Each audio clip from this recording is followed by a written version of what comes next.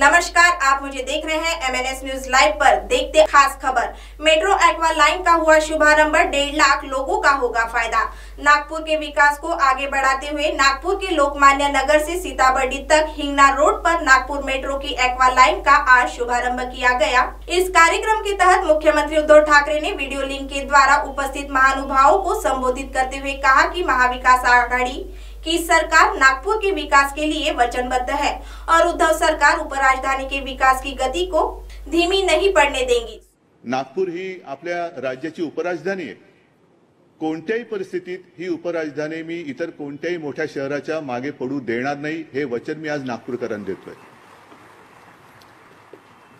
जी आशा आपण व्यक्त केली की नागपूरच्या या मेट्रोच्या उद्घाटनाबरोबर एक्वा लाईन 3 जलाशयांना जोडणारी ही लाईन आज आपण त्याची सुरुवात करतो। याच्या आधी होती ती ऑरेंज लाईन। एक शहराची एक ओळख असते आणि या शहरांना जोडणारी जी उपनगर, ही शहराच्या आसपासची जी उपनगर आहेत, त्यांना सुद्धा पुढच्या टप्प्यामध्ये या मेट्रोच्या मार्गाने जोडलं गेलं पाहिजे।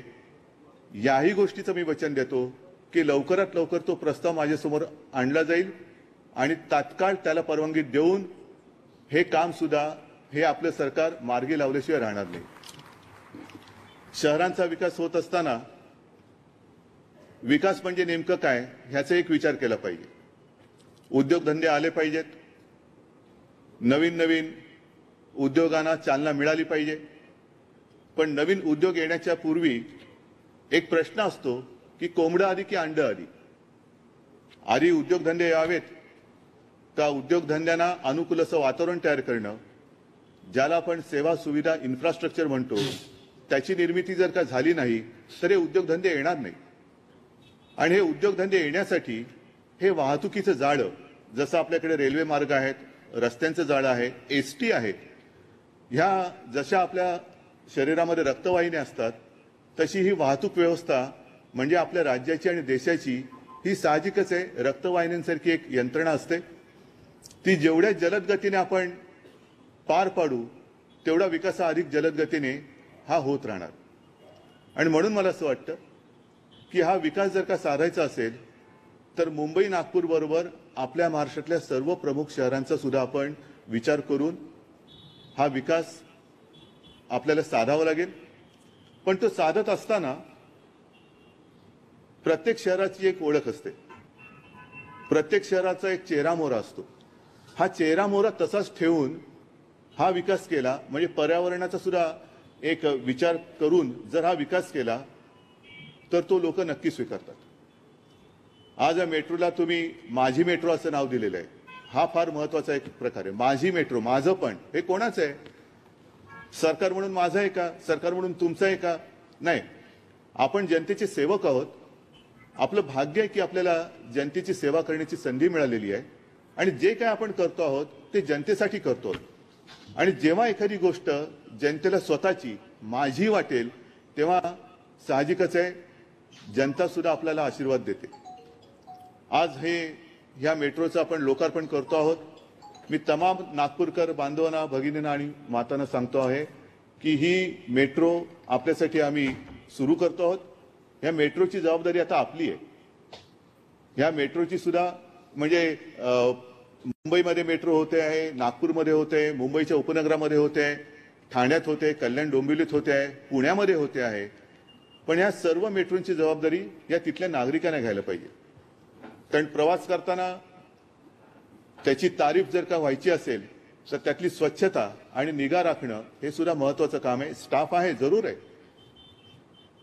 पण ही जबाबदारी जर का आपण घेतली तर मला खात्री आहे जगभर जरी मेट्रो होत असली तरी माझ्या मुंबईची मेट्रो, माझ्या नागपूरची मेट्रो, माझ्या महाराष्ट्राची मेट्रो हे बघायला इतर देशातले परदेशी पाहुणे सुद्धा आले पाहिजेत। अशी देखणी मेट्रो आणि देखणी विकासाची कामं जर आपण सगळे एकत्र आलो तर नक्की करू शकतो। तेवढी ताकद, हिम्मत आणि कुवत आपल्यामध्ये आहे। मी जास्त काही भाषण करणार नाही। नागपूरकर बांधवांना, भगिनींना एकच सांगतो की आज मी या कार्यक्रमासाठी नागपूरमध्ये येऊ शकलो नाही, पण माझी इच्छा आहे जे वर्णन आज ह्या मेट्रोचं मी ऐकलंय आणि विशेष म्हणजे नितीनजीने सांगितलं की प्रत्येक गोष्ट त्यांनी स्वतः त्यांच्या नजरेखालून गेलेली आहे, म्हणजे ती अप्रतिमच असणार। आणि म्हणून माझी इच्छा आहे की लवकरात लवकर नागपूरमध्ये येऊन आपल्या सर्वांच्या सोबत एकदा तरी या मेट्रोमधून प्रवास करायचा, एकदा तरी मी आपल्यासोबत प्रवास करणार. आणि नागपूरकरांना सांगतो की आपले आशीर्वाद, शुभेच्छा याची आम्हाला खूप गरज आहे. आज सुरुवात झालेली आहे. याच्या पुढे जसं नागपूर, दिल्ली किंवा नागपूर आणि नागपूरची उपनगरं आहेत, ह्या जोडण्यासाठी हे मेट्रोचं जाळं पसरेल. मला खात्री आहे दोन्ही सरकारनी हातात हात घालून काम केलं तर महाराष्ट्र आणि दिल्ली ही सुद्धा एक वेगळी विकासाची मेट्रो आम्ही सुरू करू शकू. आणि ती सुरू झाल्यानंतर महाराष्ट्राला एक चांगले दिवस, महाराष्ट्र चांगलाच आहे पण अधिक चांगलं राज्य घडवल्याशिवाय आम्ही राहणार नाही. आणि त्याच्यासाठी आपल्या सगळ्यांचे आशीर्वाद असू द्यावेच एवढी नम्रपणे एक विनंती करतो. जय हिंद, जय महाराष्ट्र. सुभाष नगर मेट्रो स्टेशन पर आयोजित इस कार्यक्रम में केंद्रीय मंत्री नितिन गडकरी, नागपुर जिले के पालक मंत्री डॉक्टर नितिन राउत और पूर्व मुख्यमंत्री देवेंद्र फडणवीस के साथ ही कई दिग्गज नेता मौजूद थे. दिल्ली के केंद्रीय नगर उड्डयन राज्य मंत्री श्री हरदीप सिंह पुरी ने इस कार्यक्रम में लाइव कॉन्फ्रेंस के जरिए शिरकत की. आज नागपुर वासियों के लिए बहुत ही खुशी का दिन है. 7 मार्च 2019 को एक्वा लाइन के 13.5 किलोमीटर सेक्शन की शुरुआत हुई थी और आज 11 किलोमीटर की लाइन और शुरू हो रही है. मैं विशेष तौर पर आपको याद दिलवाना चाहता हूं कि माननीय प्रधानमंत्री श्री नरेंद्र मोदी जी ने नागपुर मेट्रो की नींव 21 अगस्त 2014 को रखी थी. Nagpur metro rail project Nagpur की शहरी आबादी के लिए सुविधा लेकर आएगा. 30 लाख आबादी वाले महाराष्ट्र के तीसरे सबसे बड़े शहर के लिए इस प्रकार की आधुनिक अर्बन मोबिलिटी की बहुत आवश्यकता है. मैं आपको बताना चाहता हूं कि नागपुर देश का 5वां सबसे तेज गति से बढ़ने वाला शहर है और मुझे अत्यंत प्रसन्नता है कि जो 38 किलोमीटर का पूरा मेट्रो प्रोजेक्ट है दिसंबर 2020 इस वर्ष में पूरा कर दिया जाएगा. इस उद्घाटन समारोह में बोलते हुए केंद्रीय मंत्री नितिन गडकरी, आज या मेट्रोचं उद्घाटन असताना आपल्या सगळ्यांना अतिशय आनंद होता. अनेक गोष्टी नागपुरात अशा आहेत की ज्या भारतात नाही पण नागपुरात आहे. यातली प्रमुख गोष्ट म्हणजे या मेट्रोचं जेव्हा डिझाईन तयार झालं त्यावेळी दीक्षित साहेबांनी आपल्या इथे आपण जे पूल बांधले आहेत ते त्या डिझाईनमध्ये नव्हते. मी त्यांना विनंती केली की हे डिझाईन काही मला पसंत नाही. आणि LNTचे व्यंकटरमण म्हणून जे डिझायनर आहे ते भारतातले सगळ्यात चांगले डिझायनर. मुंबईचा जो छत्रपती शिवाजी महाराज एअरपोर्टला आपण जातो तो फ्लायओव्हर त्यांनी डिझाईन केला होता. त्यांना मी बोलवलं आणि त्यांना विनंती केली की हे डिझाईन आम्हाला खाली रस्ता, वरती ब्रिज आणि त्याच्यावरती आपण मेट्रो अशा प्रकारचं आम्हाला करून द्या. आणि आज हे भारतात पहिल्यांदा एवढं यशस्वी झालेलं आहे. यामुळे खर्च जरूर वाढला. पहिला जो पूल आहे त्याचं बऱ्याच अडचणी होत्या पण देवेंद्रजींच्या मतदारसंघात होता. त्यांनी रॅडिसन ते मनीषनगर हा उड्डाण पूल जो आहे याच्यावरही आपण मार्ग काढला आणि त्याच्यावर 450 कोटी रुपये. पार्टीचा उड्डाण पूल आहे त्याच्यावर 450 कोटी रुपये आणि कामठी रोडवर जो आपला गड्डीगोदामपासून पूल बनतो आहे त्याच्यावर 550 कोटी रुपये असे 1500 कोटी रुपये NHAI तर्फे आम्ही नागपूर मेट्रोला दिलेले आहेत पूल बांधण्याकरता. आणि त्यामुळे सुंदर डिझाईन तयार झाले. आज या ठिकाणी जास्त वेळ बोलणं उचित होणार नाही कारण माननीय मुख्यमंत्री वाट पाहत आहेत. फक्त यातला महत्त्वाचा मुद्दा जो आहे तो एकनाथ शिंदे साहेबांना मी धन्यवाद देईन की आम्ही पहिल्यांदा ब्रॉडगेज मेट्रो ही संकल्पना जेव्हा आणली तेव्हा ही रेल्वेतच कुठली गोष्ट रेल्वेमध्ये कन्व्हिन्स करणं खूप कठीण काम आहे. ही जी ब्रॉडगेज मेट्रो आहे ही नरखेडपासून सुरू होऊन बंडेरापर्यंत, गोंदियापासून सुरू होऊन ही रामटेक गोंदियापासून चंद्रपूरपर्यंत आणि त्याचबरोबर रामटेकपासून सुरू होऊन बंडेरापर्यंत आणि चंद्रपूरपर्यंत आणि सावनेरपासून सुरू होऊन ही वडस्यापर्यंत.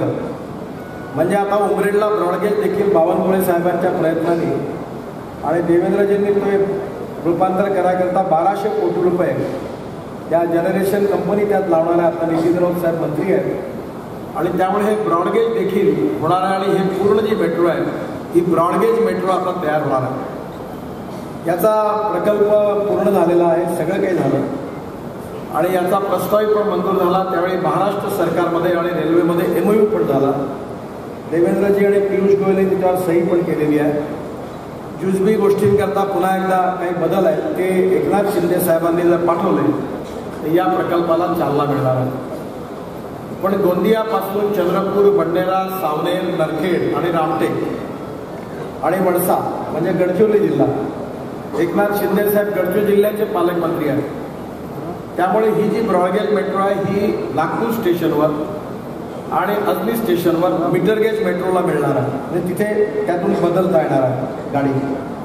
आणि आत्ताच आम्ही 1000 कोटी रुपये खर्च करून 2 टेंडर काढलेले आहेत आणि नागपूरचं स्टेशन जे आहे अजनीचं हे जगातल्या सुंदर स्टेशनपैकी एक स्टेशन बनणार आहे आणि त्याच्या कामाला सुरुवात झालेली आहे.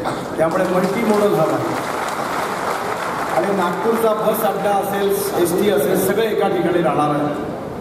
आणि त्यावेळी देवेंद्रजी आणि बावनकुळे साहेबांनी जेल शिफ्ट करायचा निर्णय घेतला. जर नितीन राऊत साहेब आणि आपण सगळ्यांनी जर आपल्याला योग्य वाटलं आणि सहकार्य केलं तर फूड कॉर्पोरेशनची जागा, जेलची जागा, इरिगेशनची जागा आणि रेल्वेची 800 हेक्टर जागा असे मल्टी मॉडल पॅसेंजर हब आहे. सगळा पैसा माझ्या विभागाने 1000 कोटी रुपये दिलेही आहे आणि कामाचं टेंडर पण निघालेलं आहे आणि कामाला आता येत्या 15 दिवसात सुरुवात पण होणार आहे. त्यामुळे हा नागपूरच्या उदयस्थानी एक चांगला स्पॉट तयार करा.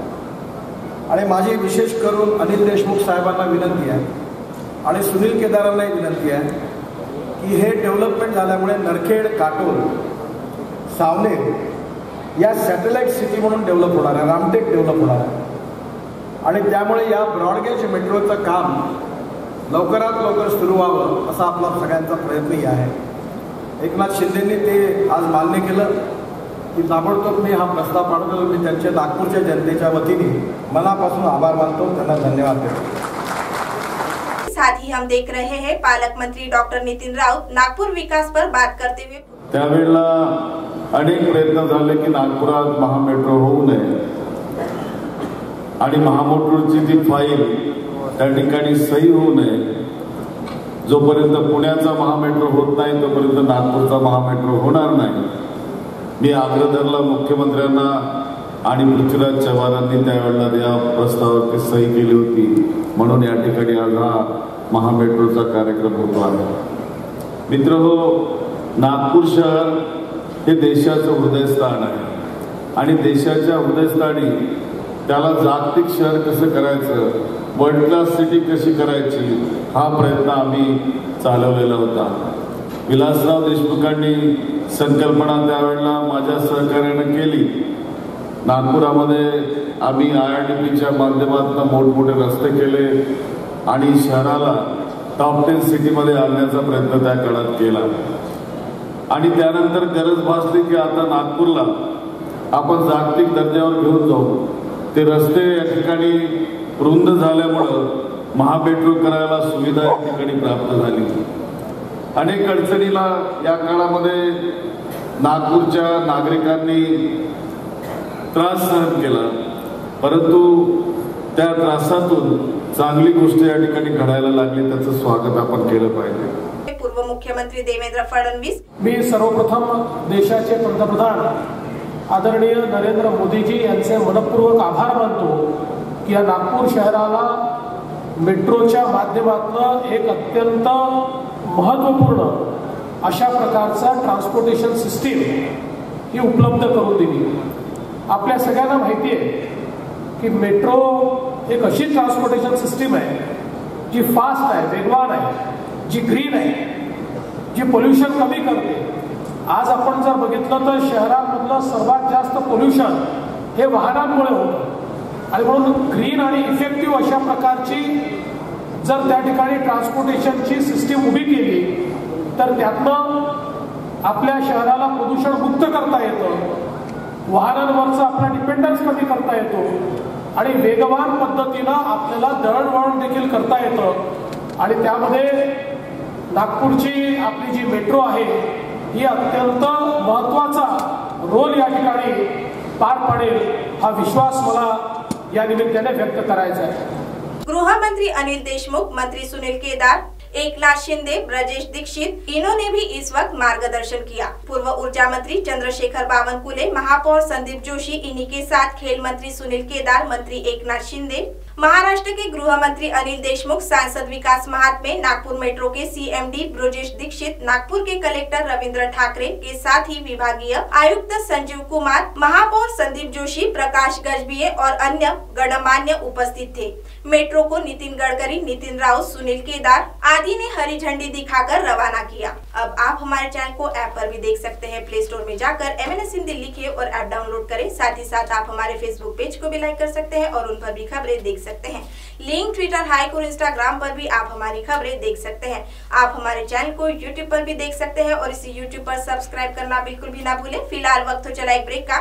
ब्रेक से लौटने के बाद देश और दुनिया की तमाम बड़ी खबरें देखने के लिए बने रहें MNS न्यूज लाइव के साथ। नमस्कार।